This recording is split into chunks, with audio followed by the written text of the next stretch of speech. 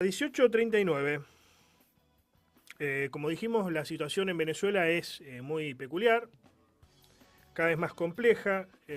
Uno sabía que se iba hacia eso, ¿no? Porque lamentablemente había varios indicios que suponían que el rumbo del país podía ser ese. Si bien algunos decían, bueno, está cambiando, la economía está mejorando. Sí, pero institucionalmente viene mal ese país de hace bastante tiempo, y es la verdad, ¿no? Incluso lo está reconociendo tarde, pero está reconociendo muchos dirigentes del progresismo de diferentes lugares de Latinoamérica, ¿no? Porque, a ver, es injustificable lo que pasa en Venezuela, más aún si uno brega por la libertad y principalmente por los derechos individuales de las personas. Pero bueno, está complejo el panorama. Desde el foro Peronismo del siglo XXI, que es un foro de dirigentes y personalidades que proponen un justicialismo renovado para los tiempos que corren, sacaron un comunicado que se llama No a las dictaduras, no a las autocracias, Venezuela, dos puntos, militar la democracia es un compromiso. Bueno, es bastante largo, voy a leer el primer párrafo. La Argentina guarda una eterna gratitud hacia el pueblo venezolano y hacia su democracia, que la noche negra de la dictadura supo cobijar a miles de compatriotas perseguidos y en peligro de vida.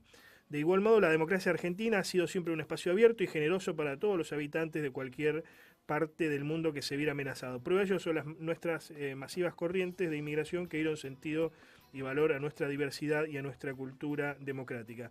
La última oleada masiva de inmigrantes en suelo argentino es precisamente inmigrantes venezolanos amenazados en su tierra. El peronismo expresa y ha expresado estos valores que sufrió en carne propia. Con la democracia todo, con la dictadura o la autocracia nada.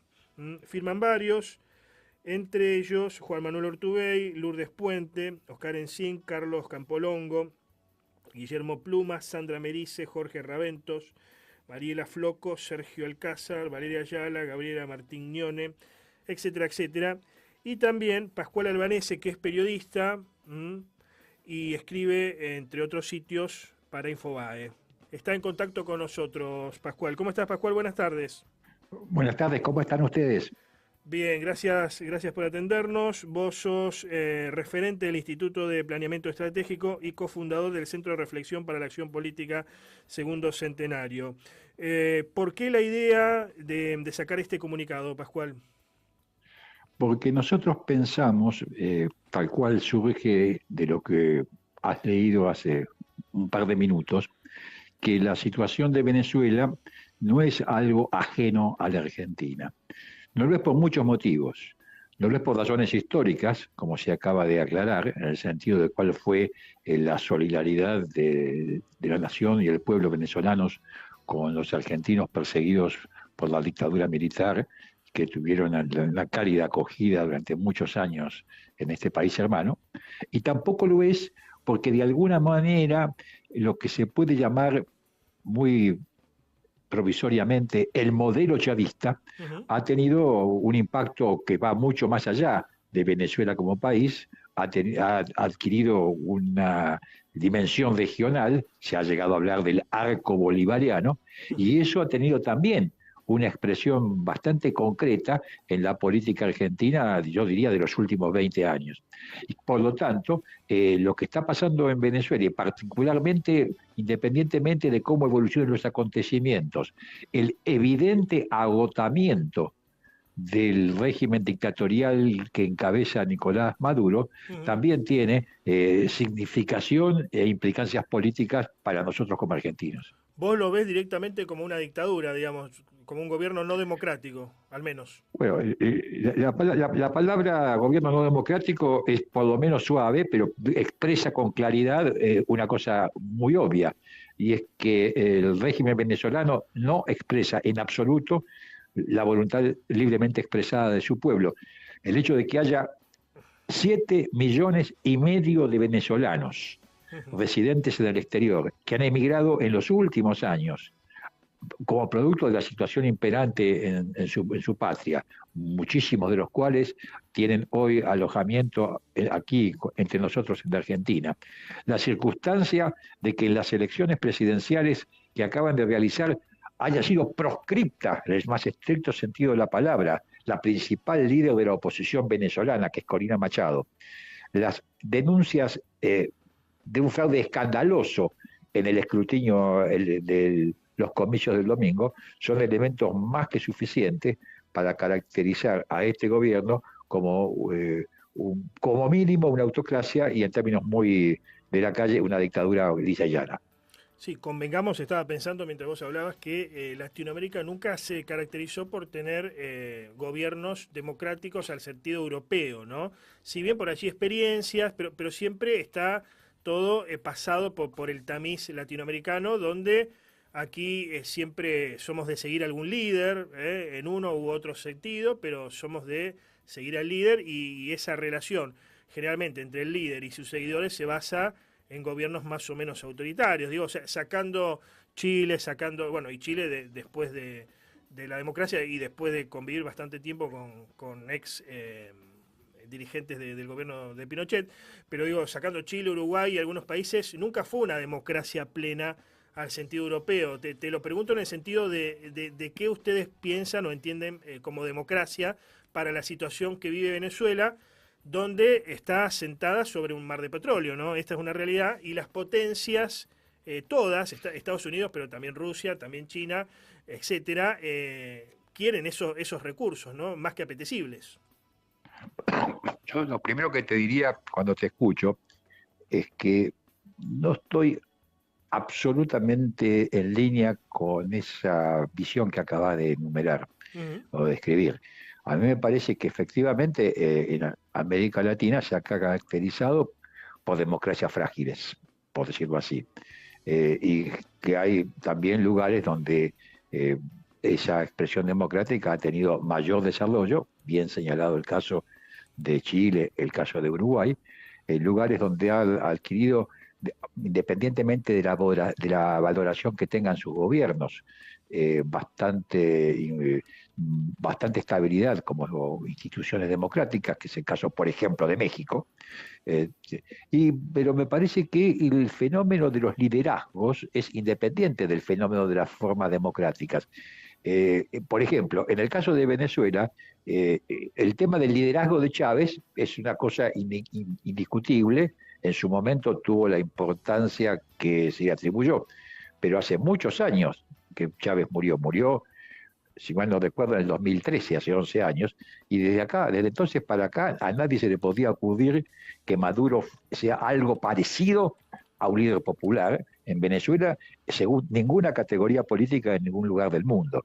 Claro. Esto es, lo que está sucediendo en Venezuela se parece más, en todo caso, si cabe el término, a lo que sucede, por ejemplo, en Nicaragua con Daniel Ortega, en cuanto a un gobierno que con una lejana raíz constitucional va derivando hacia una naturaleza depresiva que termina siendo además enfrentándose con la mayoría de la población y que solamente se puede mantener en el poder por la fuerza de las armas, tal cual sucede, puede decir, en Venezuela, en Cuba, en Nicaragua y en ningún otro país de América Latina en la actualidad, lo cual más o menos marca una diferencia.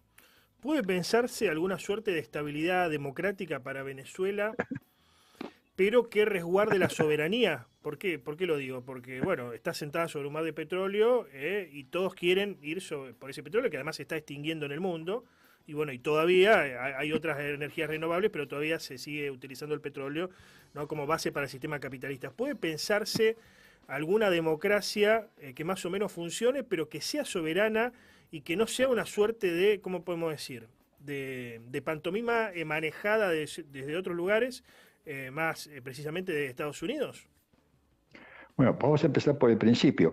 En este momento, Venezuela está sentada sobre un mar de petróleo, pero se ahoga en el petróleo sobre el cual está sentada, porque el gobierno de Maduro ha destruido la producción petrolera en Venezuela. Hoy por hoy, la Venezuela de la OPEP es un pálido reflejo de lo que fue durante la etapa de Carlos Andrés Pérez, por ejemplo, allá en la era democrática venezolana, e inclusive durante la primera fase del gobierno de Chávez. En segundo lugar, el tema del conflicto entre Estados Unidos y el régimen de Maduro en relación al tema del petróleo, yo lo pondría entre paréntesis, porque durante muchísimo tiempo el régimen venezolano pudo sobrevivir precisamente gracias a la exportación de petróleo de Estados Unidos. Sobre si Venezuela puede o no tener un régimen democrático estable, bueno, obviamente que depende en gran medida de la voluntad política y del grado de organización del pueblo venezolano, y hay que decirlo también de la colaboración que pueda prestar la comunidad internacional en el sentido de garantizar una transición pacífica que permita que el desenlace de este proceso no esté acompañado por un baño de sangre. Ujú.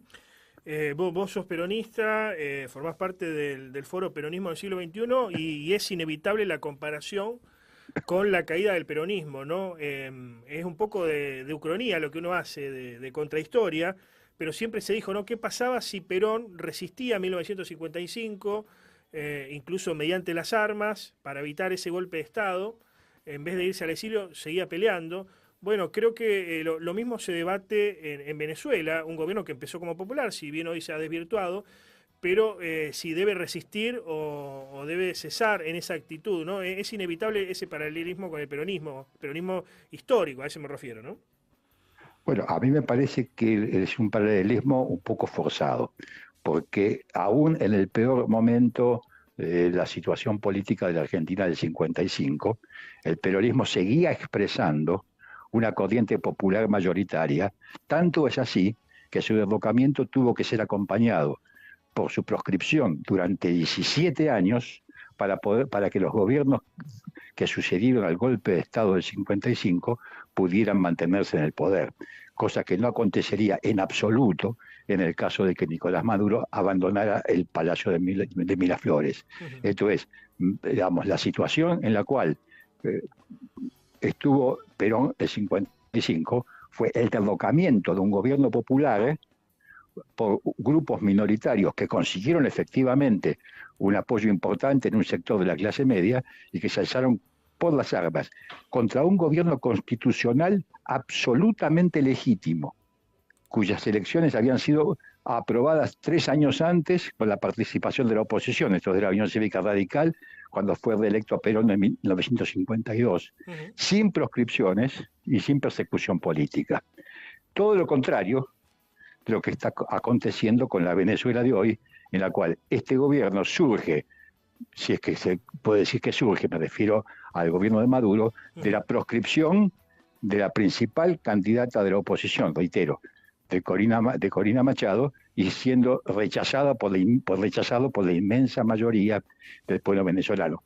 Creo que en todo caso, la comparación más acertada, con las diferencias del caso, sería con aquellos gobiernos dictatoriales que en las 10 de últimas Ujú. tienen que optar entre endurecerse a costa de un baño de sangre o dar un paso al costado y garantizar una transición pacífica hacia la democracia.